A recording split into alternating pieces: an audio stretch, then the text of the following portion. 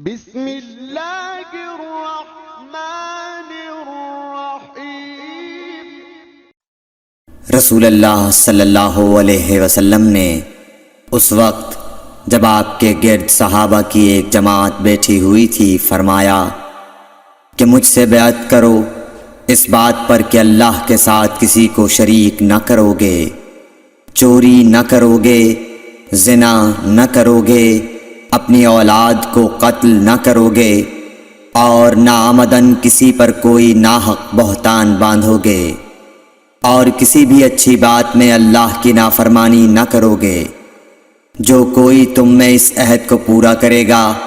تو اس کا ثواب اللہ کے ذمے ہے، اور جو کوئی ان بری باتوں میں سے کسی کا ارتکاب کرے اور اسے دنیا میں اسلامی قانون کے تحت سزا دے دی گئی تو یہ سزا اس کے گناہوں کے لیے بدلہ ہو جائے گی، اور جو کوئی ان میں سے کسی بات میں مبتلا ہو گیا